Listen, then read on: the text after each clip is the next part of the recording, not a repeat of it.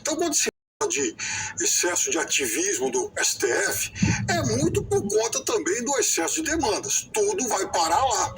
O Supremo tem que dar a sua opinião, o seu parecer rigorosamente a respeito de tudo. O Serrão citou, por exemplo, a história das armas. Você tem a questão do aborto. Recentemente, a história da prisão em segunda instância. Veja, muitas dessas matérias elas têm que ser definidas no Congresso. O Supremo não está lá para fazer lei. Então, por exemplo, segunda instância, isso é algo pacificado na Constituição. Quer dizer, não tem que de novo ir para o Supremo, que aí resolve então decidir que a prisão tem que ser feita na segunda instância, depois ele recua, depois ele volta, depois ele recua de novo, sendo que o texto está claro e sendo que tem uma PEC. Então, se resolve esse tipo de coisa no âmbito do Congresso. Aborto. Não é o Supremo que tem que legislar a respeito disso. Isso também é matéria para Congresso, assim como armas e assim como um monte de coisa. Eu já falei várias vezes aqui que eu tenho tive muitas reservas em relação à indicação do nome de André Mendonça, muito por conta daquilo que ele fez enquanto ministro da Justiça, até para atender solicitações e demandas do chefe, ele recorreu ao entulho autoritário. Isso, para mim, é uma mancha. Porém, a formação intelectual, a formação jurídica dele é sólida. Isso também ninguém pode negar. E, recentemente, inclusive, até vi lá um pronunciamento de alguém que entende muito de Supremo, falando, veja, o André Mendonça, na média, ele tem o mesmo saber jurídico que a maioria de quem está lá. Ele não é melhor e nem pior do que quase todos. A questão é que realmente ele ficou também marcado pela história do terrivelmente evangélico, como se ele tivesse sido indicado para preencher uma cota. Então, talvez o excesso tenha exatamente ocorrido por conta dessa marca na indicação dele. Porque, para mim, não é relevante se o sujeito é evangélico, ele é muçulmano, é ateu, é cristão, enfim. O fato é que ele tem que ter notório saber jurídico e tem que ter também idoneidade. Até onde se sabe, ele preenche esses dois requisitos. Então, por mais reservas que eu tivesse antes, vamos dar também, pelo menos, a margem da dúvida.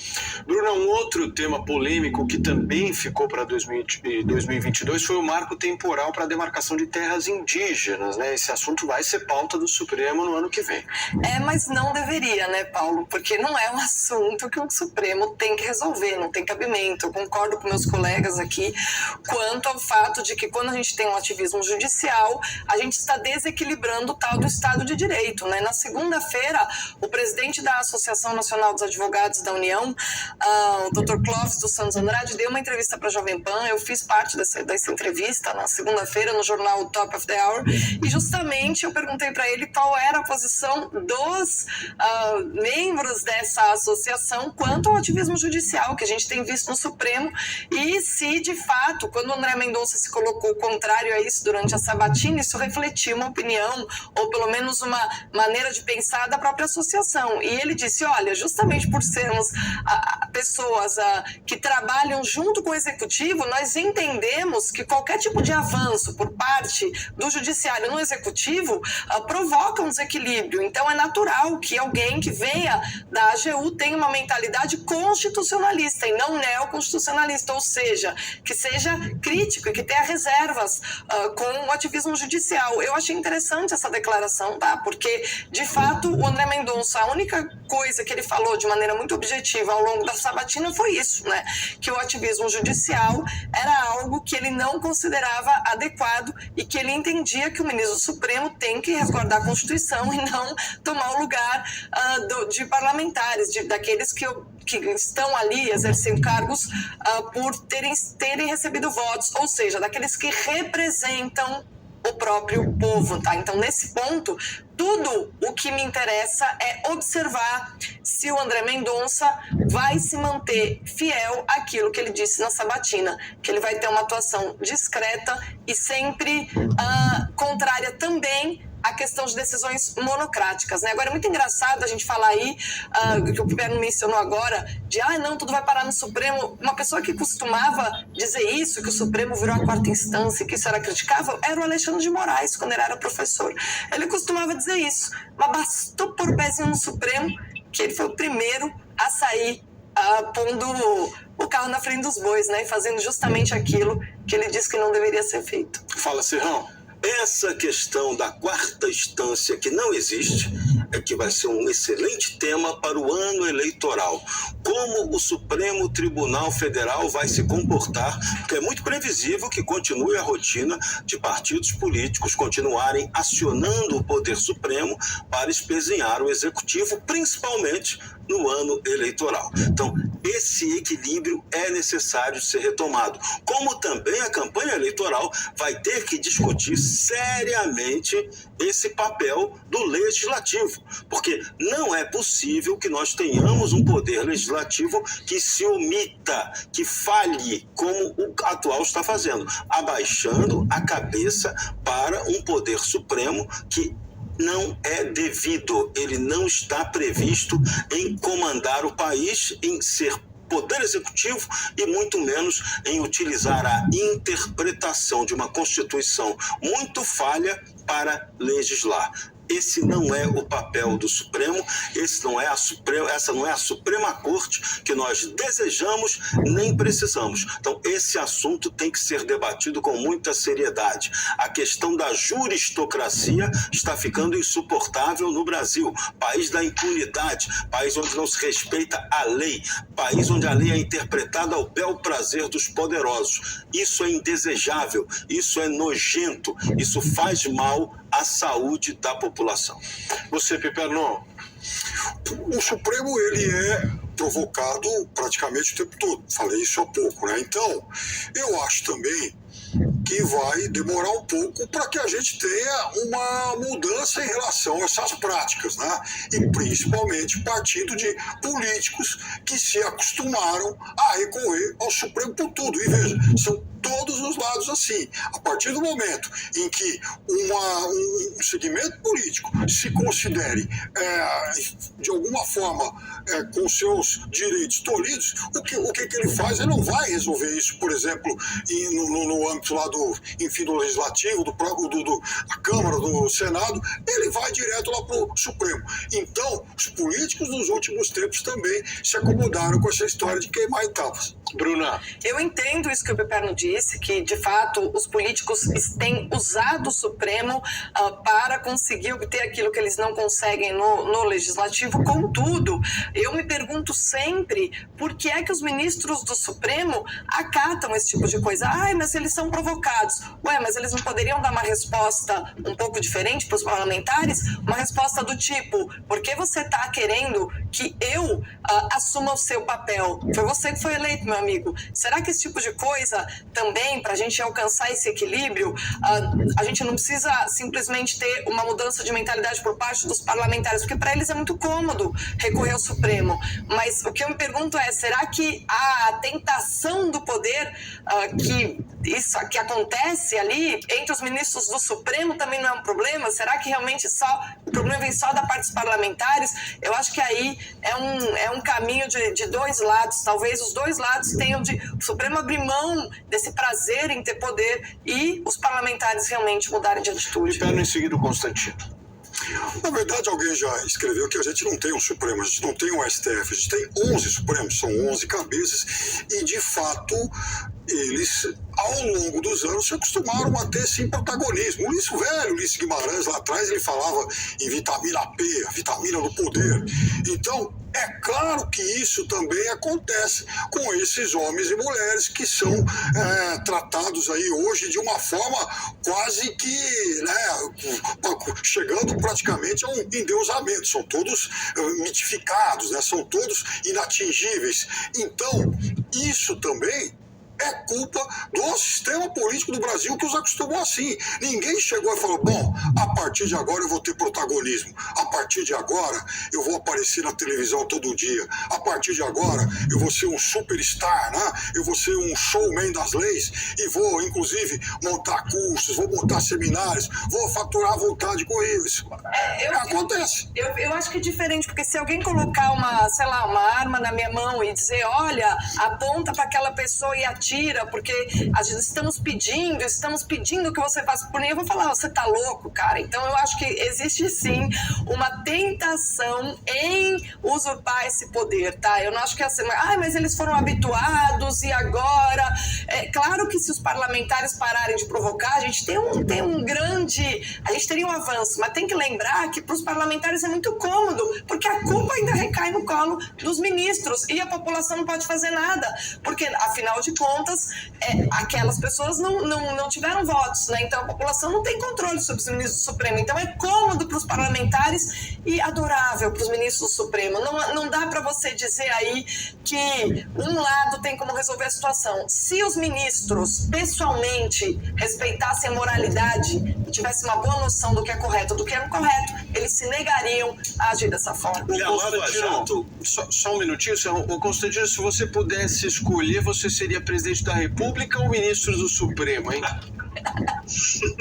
Eu não tenho essa ambição tão grande e desenfreada pelo poder, Paulo, mas sem dúvida quem quer poder tem que escolher o Supremo. Veja, piorou muito com o PT. Nós estamos aqui falando de coisas que são verdadeiras, é uma simbiose entre o Legislativo e o Supremo. Muitos parlamentares levam as questões que o Supremo, o Piperno está certo nisso, mas está errado ao tratar de forma equivalente. É óbvio que virou uma extensão da esquerda perdedora nas urnas.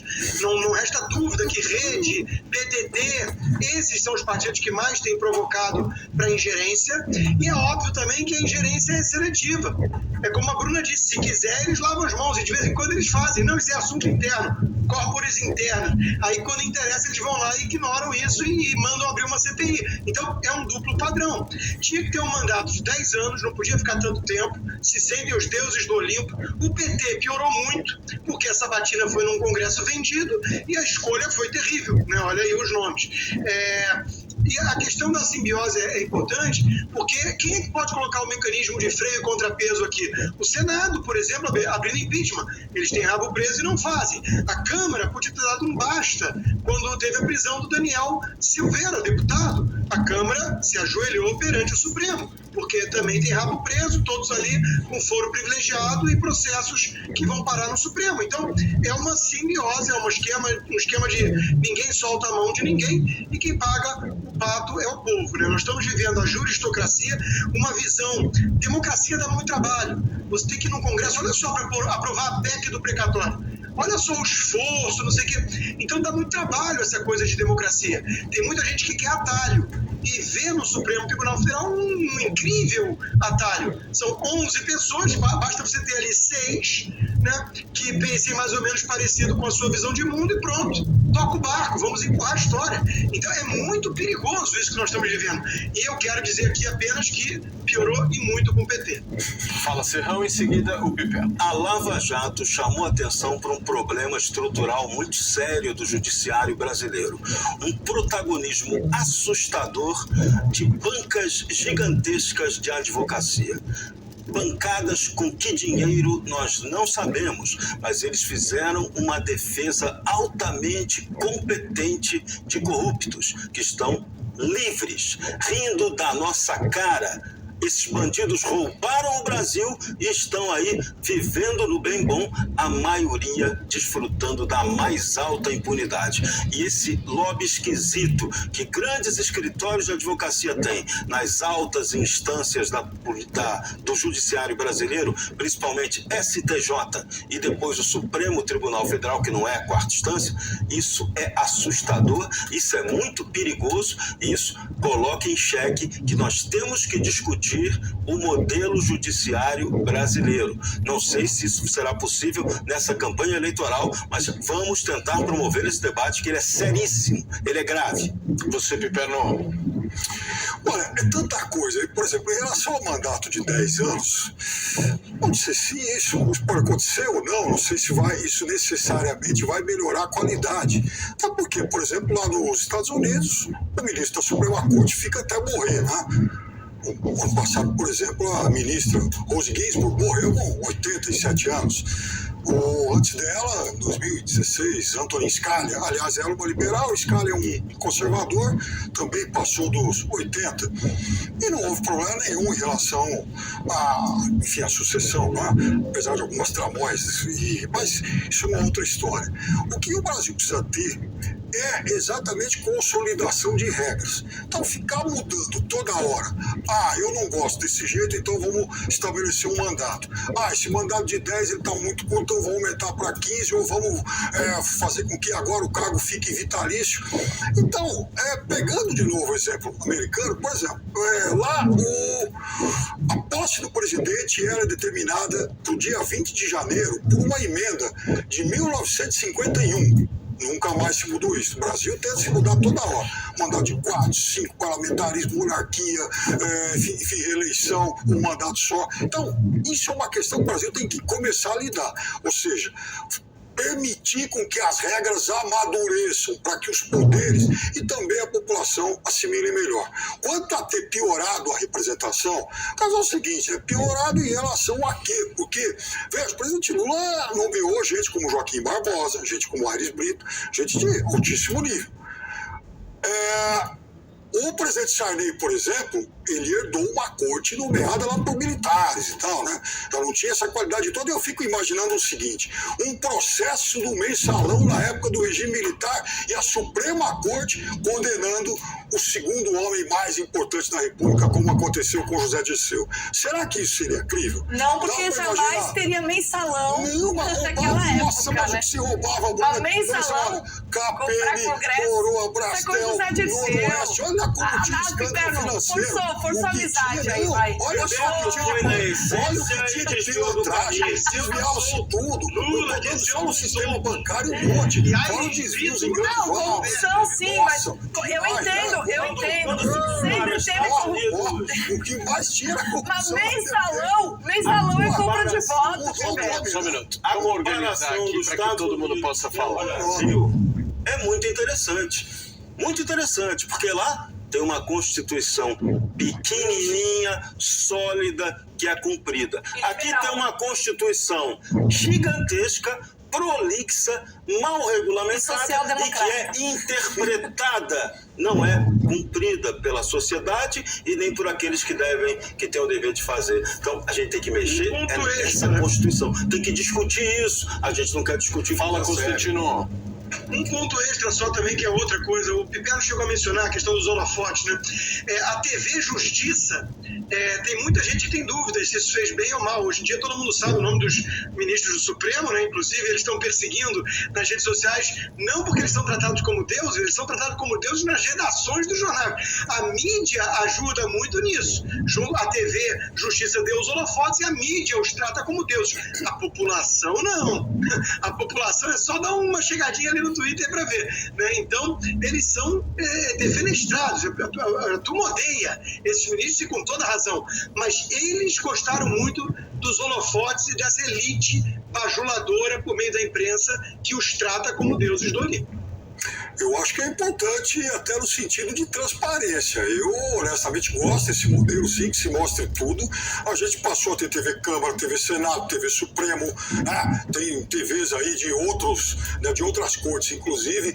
Agora, só uma coisa sobre Constituição Social-Democrata. Imagina se o eleitor sueco fosse reclamar da Constituição Social-Democrata deles. Não, é diferente, porque você tem países que têm uma Constituição que ela consegue ser estável o suficiente para permitir que um governo social-democrata proponha as suas ações e que um governo liberal proponha as suas ações. A Constituição brasileira, ela é amarrada de tal forma, como ela tenta combinar, e Michel Temer sempre explica isso muito bem, que ele é um grande professor, como ela tem que combinar, né, exigências liberais e exigências sociais, ela tem que ser liberal e social ao mesmo tempo, ela é contraditória e ela é um impasse permanente, porque o Estado ele tem muitas obrigações. E se o Estado Não tem trata de muitas princípios, obrigações, não é uma e essas Constituição, obrigações não são trata de típicas de uma princípios. mentalidade social-democrata, um governo liberal não vai conseguir trabalhar com essa Constituição. Nesse sentido, é uma Constituição que amarra, inclusive, o projeto de governo possível e viável. Vai lá, Constantino. Não, é exatamente isso. Ela fala de coisa demais, ela fala de direito demais, ela não é uma Constituição simples e baseada em princípios gerais. E outra coisa, óbvia, é sempre bom lembrar, foi promulgada um ano antes da queda do Muro de Berlim. Eivada divisão socialista, portanto. Serrão, pra gente fechar. Essa nossa Constituição é o samba do togado doido. A gente precisa debater uma Constituição melhor, um sistema que respeite a legalidade e a legitimidade. Para isso, precisamos eleger os melhores 27 senadores.